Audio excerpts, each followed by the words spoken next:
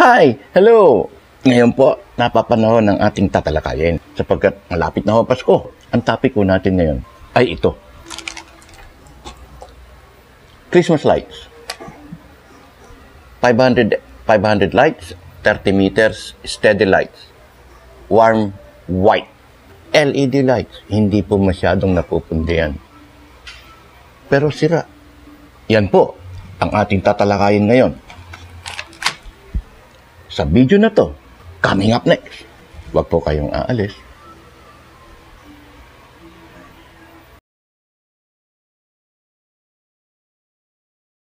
Siya nga pala, bago po ang lahat, nais ko po kayong paalalahanan na mag-subscribe para yung mga susunod na video katulad ng dalawang ventilador, isang rice cooker, may isang pa tayong transistor radio, at saka yung mga tungkol po dito, pagtalakay kung paano gamitin ang multitester.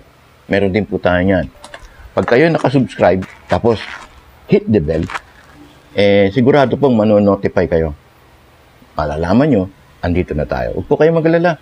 1978 ako nagsimulang mag-shop sa aming probinsya, sa Aurora Province. And then natapos po ako ng shop nitong 2017.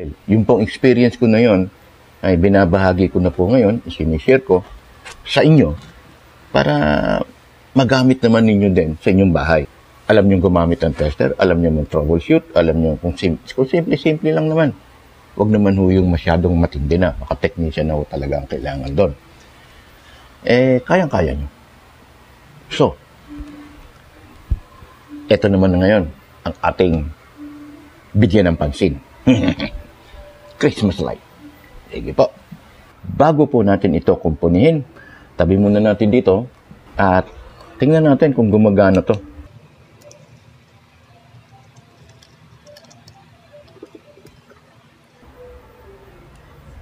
May nakasulat po dyan, ano po, 30 volts ang output niya. Ibig sabihin, 30 volts ito gumagana. At yan ay DC.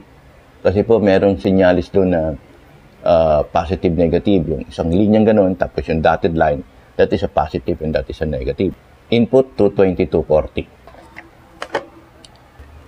Tetester rin natin para malaman ho natin kung may lumalabas talagang kuryente o wala. O dito sira, o dito ang sira. Sige po, pa-plug ko muna. Ano po?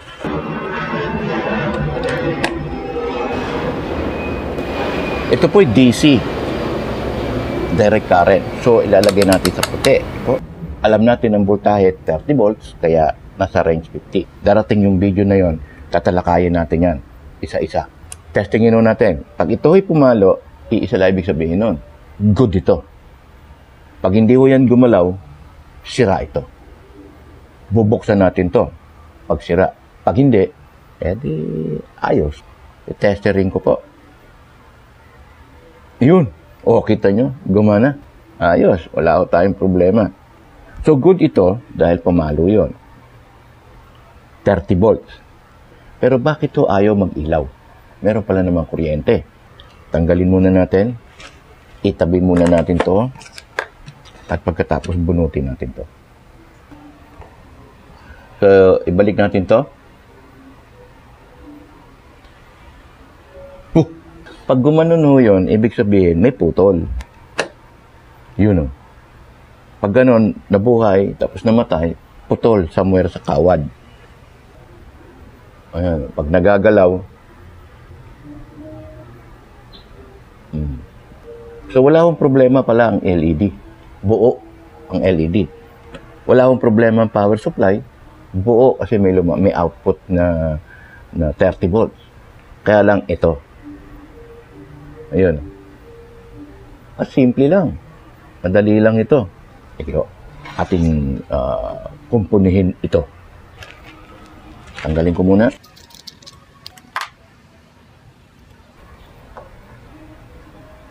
Ang akin pong hinahanap, meron po yung palatandaan. May marker tong kawad eh. Yan, dotted lines. Naputi, ano po. Sana po makita nyo. Ito, yung side na yan, yung pong may marker. May dotted lines dito sa side na to. Okay? Para wala pong dito. So, na-check na natin, andito sira. Atin na pong puputulin to. Pero ilalayo ko lang muna, para malaman natin. Uy, ayun, tingnan nyo. Tingnan niyo, nahugot agad. Oh. Hindi ko siya naputol, kundi nahugot. Alam niyo ba kung bakit? Putol talaga. Nung mahugot yan, ibig kong sabihin, putol talaga ito dito. Kasi kung ito po ay buo, tulad nito, puputulin natin. Kung yan ay walang putol dito, buo. Tingnan nyo. Hindi po yan sasama ang kawad. Kahit anong gawin mo. Hindi po. Putol yan. Sumama. Pag ganun ko sumama. So, ibig sabihin, putol ho talaga dito. So, paano natin gagawa ng remedyo to? Pwede naman natin hinangin na dun para walang problema. Pwede rin ho yun. Ang ayaw ko lang ho, hindi na nabubunot. Hihiwain ko na ho. Gawin natin. Biyakin na natin to.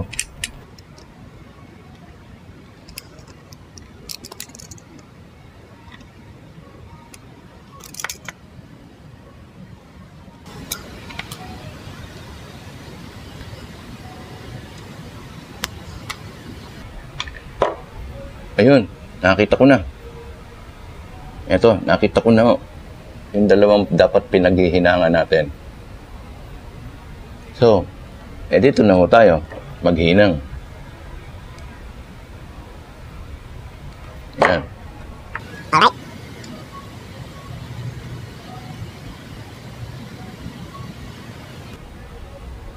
So, lagay na natin to. Yung may marker, dito sa side na to, yung may marker din yun dito.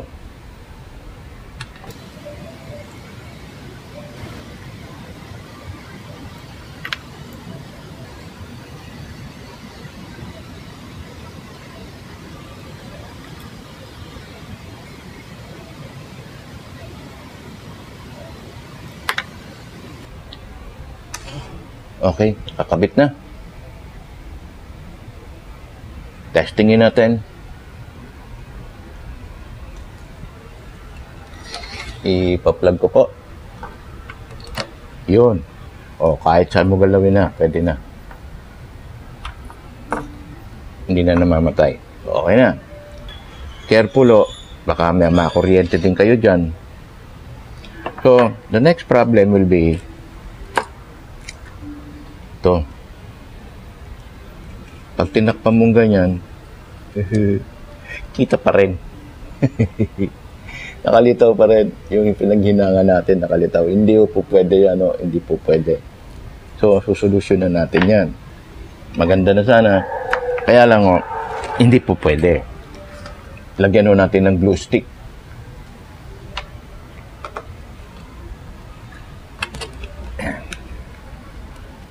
I-guglugan natin to para magkaroon ng build-up na matigas. Ano po?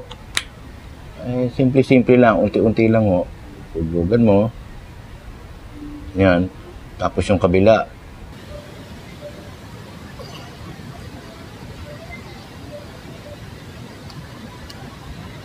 Patuyuin nyo muna ho. Patigasin nyo muna. Saka mo papatong. Saka ka maglalagay ulit. Isang minuto lang yan po, pwede na. Tigas na yan. Kaya hipan nyo.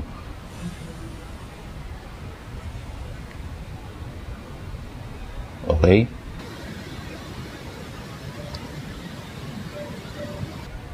Ito naman po sa kabila ulit.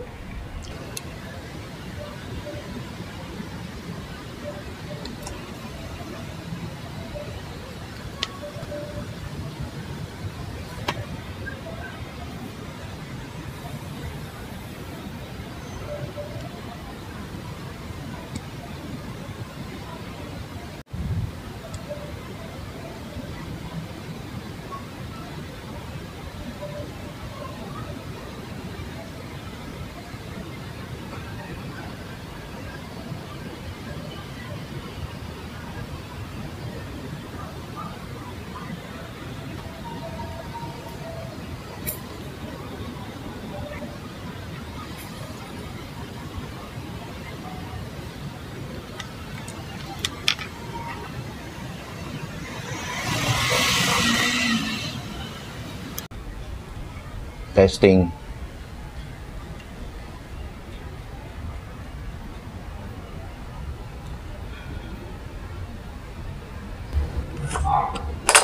Yun.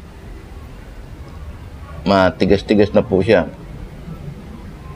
Maya-maya, tigas pa yan. So, ayan na.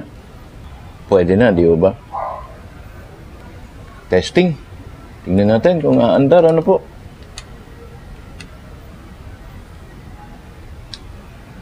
Pa-plug ko.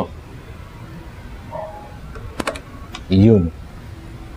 Galaw-galawin natin. Ubra na. Oh, hindi na napuputol. Ayos na. Pwede na.